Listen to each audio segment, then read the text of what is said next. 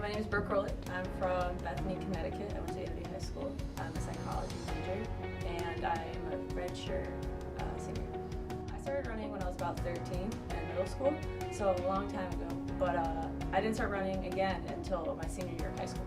Still fun. I love it. Everyone's like, "How can you do that?" It's every sport's punishment, but I don't know. I just find enjoyment in it, especially since when you're good at something, you enjoy doing it too.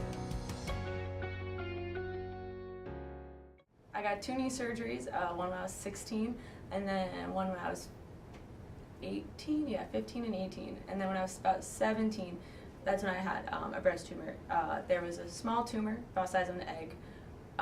It was in my right breast, but that was benign. But there was another tumor growing off of it that had the potential to be malignant, which is, to have cancer. It was scary at 17. I found it in like March. And that was going into outdoor season for me, so I couldn't, really do much, because then I would have had to take 3 weeks off. So I kind of like, everyone's kind of funny saying, risk it to get the biscuit, so I kind of like risked it, waited it out until June, until after states. Luckily, my scans came back clean, and, I had no cancer. There was no cancer in the tumor, and it turned out to be, I got very lucky, is what my doctor said, because if that little growth kept growing, it could have been bad. The one most difficult to recover from definitely was the first one, because that was a whole reconstruction of my knee. I tore my PCL and my LCL, and it was just rough. I was in a brace I had such a long time. I think I got the surgery in February of 2012, yeah, and then I was in the brace until springtime. I was on crutches because of such a delicate surgery that you want to make sure everything was, A-okay.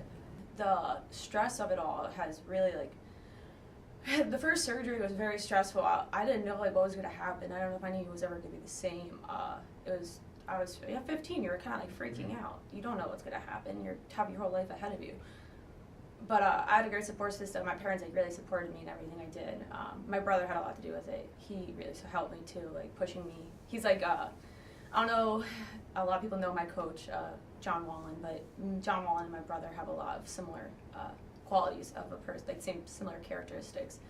And so my brother really pushed me to continue to run. I always was going to continue to run and do track, but it was just a matter of how good was I going to be. Was I going to really let this knee surgery set me back, or was I going to power through it and then just become better? And sometimes after getting a major surgery like that, you do get better because you do have to push yourself twice as hard to get back to where you were. And that's kind of what happened my sophomore year here at Southern. I got hip surgery. Junior year, I got hip surgery, and I actually ended up going to nationals with the relay. And so after I got the hip surgery, it really, pushed me 10 times as hard to be better than I was the year before. I didn't really have an outside source, for mental stuff, like a psychiatrist or a psychologist. So going into college, at first I wanted to be a teacher, surprisingly. But then I switched my major to psychology because I found out about sports psychology. And it made me really realize that I want to help young athletes, or even, adult athletes, with their mental state and their mental health, and, being, the best they can be, with having someone to talk to about it. Because that was the thing I struggled with, was not having that outside source to, help me after my surgeries. And so it made me want to become a sports psychologist. After I graduate, I would love to become a college coach and coach track for a while. But in the end, when I get older and track is becoming a little too much for me, becoming a sports psychologist is what I want to do. I just want to help athletes and their mental health, and just help them through things that I didn't necessarily have help with.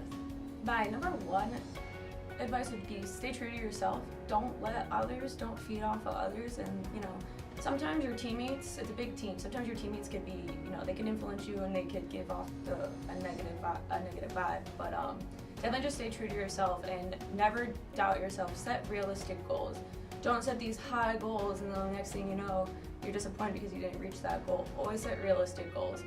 And also, never sell yourself short of anything, because that was something I realized, because I came in not running for a whole year, and I started running with, the top girls on the team, just because my coach wanted me to be pushed. I would get smoked by them in workouts, but you know, being with them taught me how to run, and you know, just having self-confidence in yourself. It's hard as a freshman, but you know, never don't believe in yourself. That's the number one thing I would have to say too.